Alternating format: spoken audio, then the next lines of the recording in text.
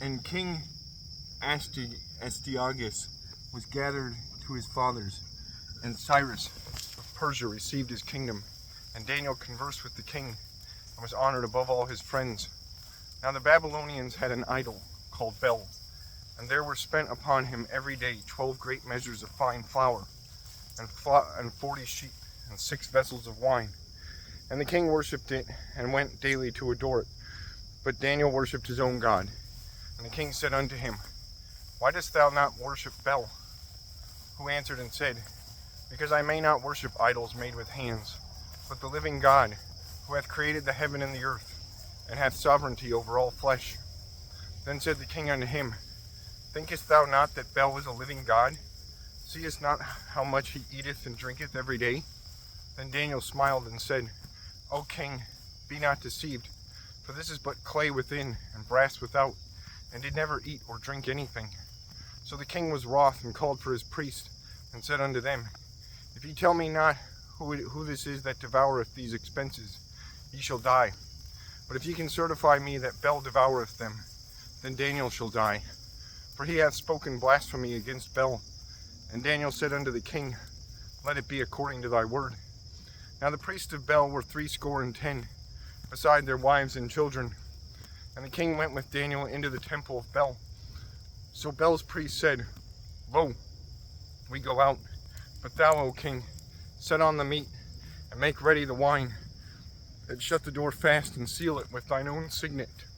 And tomorrow, when thou comest in, if thou findest not that Bel hath eaten up all, we will suffer death, or else Daniel, that speaketh falsely against us. And they little regarded it, for under the table they had made a privy entrance, whereby they entered in continually, and consumed those things. So when they were gone forth, the king set meats before Bel. Now Daniel had commanded his servants to bring ashes, and those they strewed throughout all the temple in the presence of the king alone. Then went they out, and shut the door, and sealed it with the king's signet, and so departed. Now in the night came the priests and their wives and children, as they were wont to do, and did eat and drink up all. In the morning betime the king arose, and Daniel with him. And the king said, Daniel, are the seals whole? And he said, Yea, O king, they be whole. And as soon as he had opened the door, the king looked upon the table, and cried with a loud voice, Great art thou, O Bel, and with thee is no deceit at all.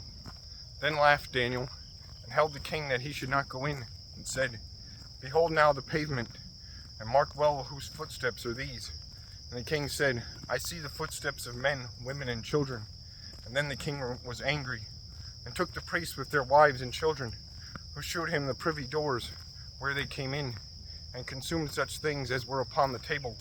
Therefore the king slew them, and delivered Bel into Daniel's power, who destroyed him in his temple. And in that same place was a great dragon, which they of Babylon worshipped.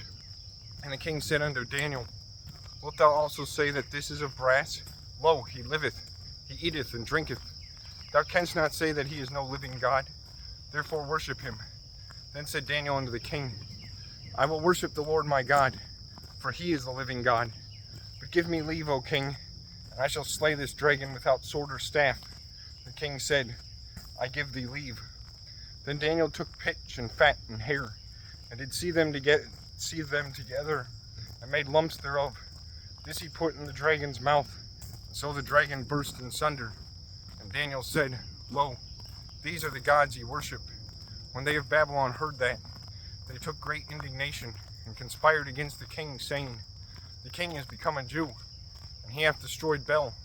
He hath slain the dragon, and put the priests to death.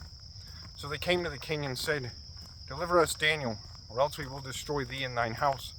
And when the king saw that they pressed him sore, being constrained, he delivered Daniel unto them, who cast him into the lion's den, where he was 6 days.